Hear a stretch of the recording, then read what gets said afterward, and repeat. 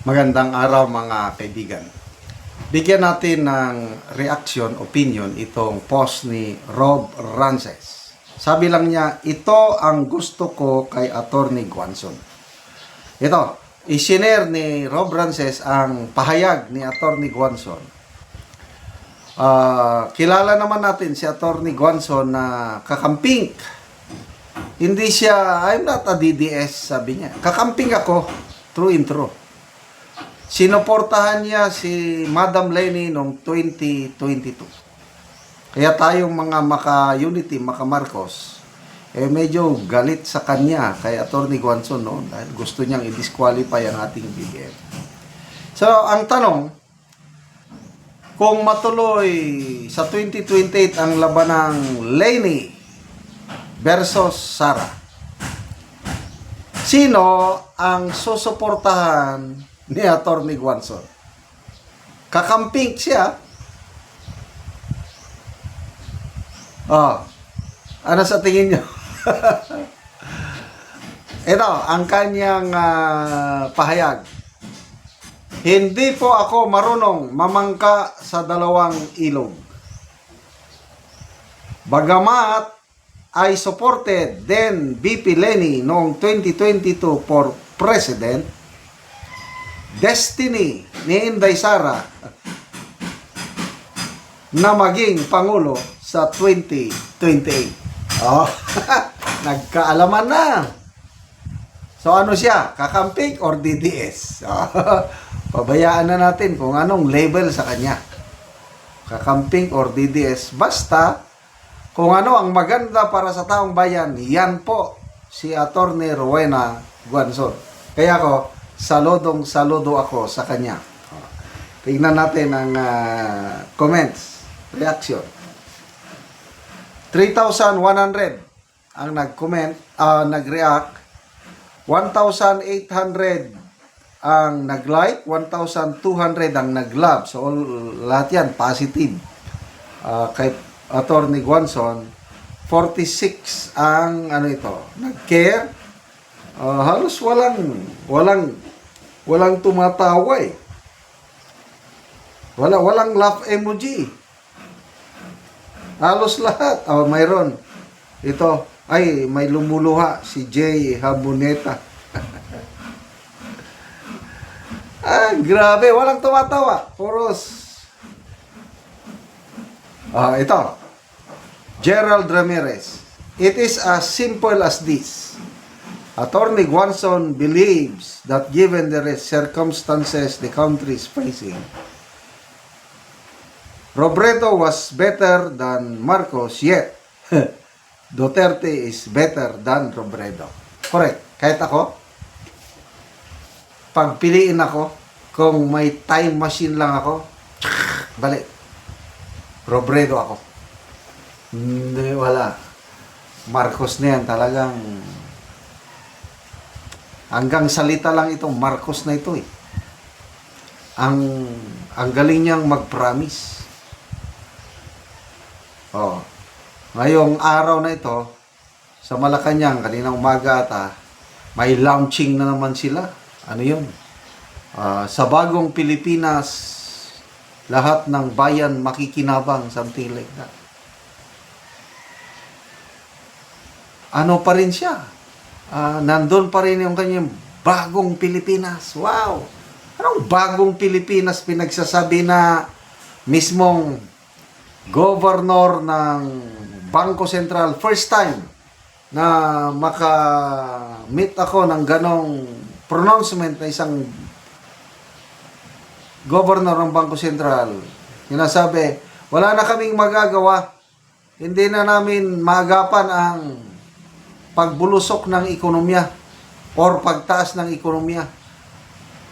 There's little that the Bangko Sentral can do.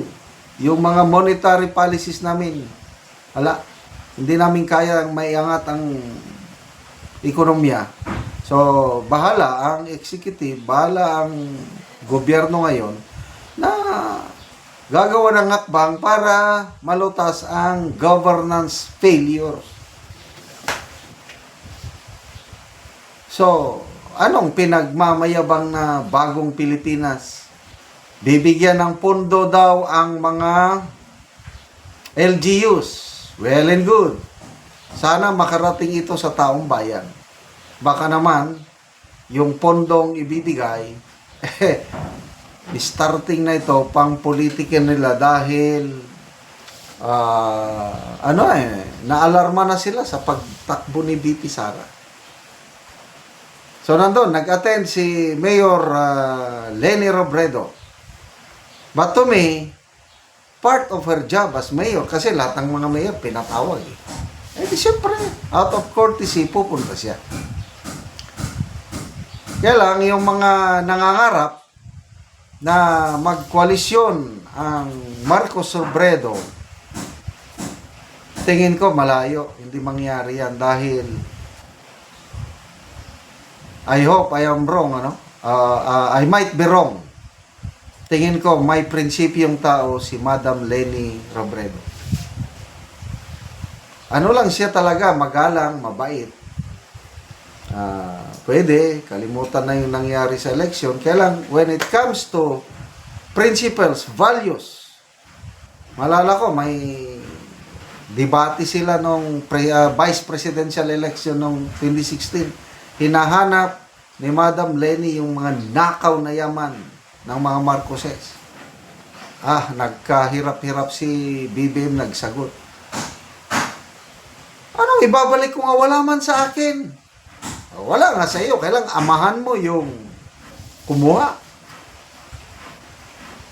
So, palagi ko nandun pa rin yung basic issue between the Marcoses and the liberal Dilawan, nandun pa rin. Hindi yun mawawala.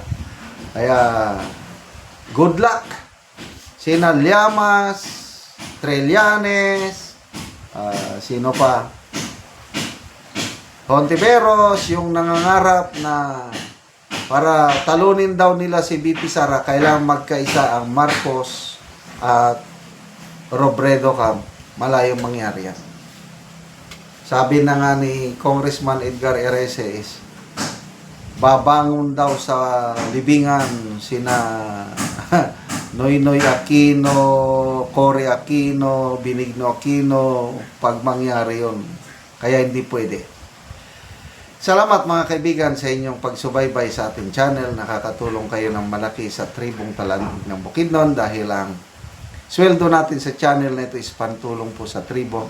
Namimigay tayo ng libreng yero at pako para makapagpatayo sila ng mas maayos na tirahan. Panoorin nyo ang video na ito. Ani ang gihatag namo nga yero. Kung ikarga lang og motor.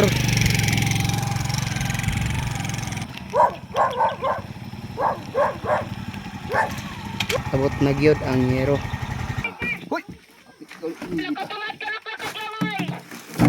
Abaka lang gyud ang gipang bugkos.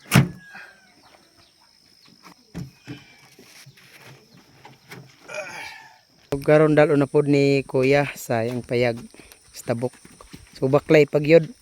Layo-layo pa. So dito pagid sa tabok ang payag ni Kuya. So tabok pagid sa sapa.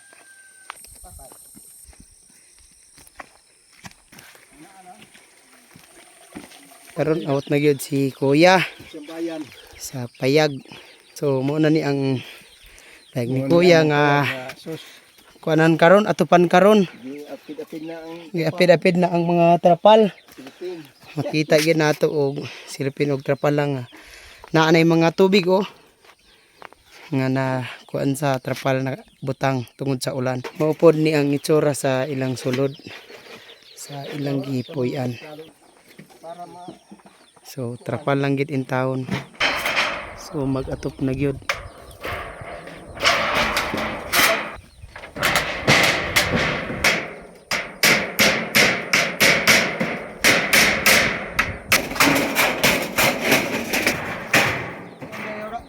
Sinabot.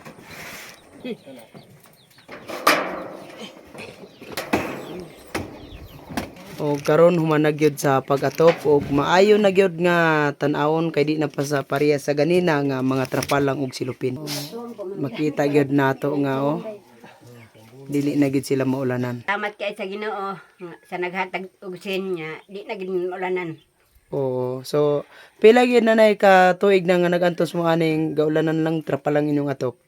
Murag mga dugi-dugi na ni. Mga tulo, duha ba? Katuig? Katuig. Duha ka tuig. So, salamat kay nanay. Oo.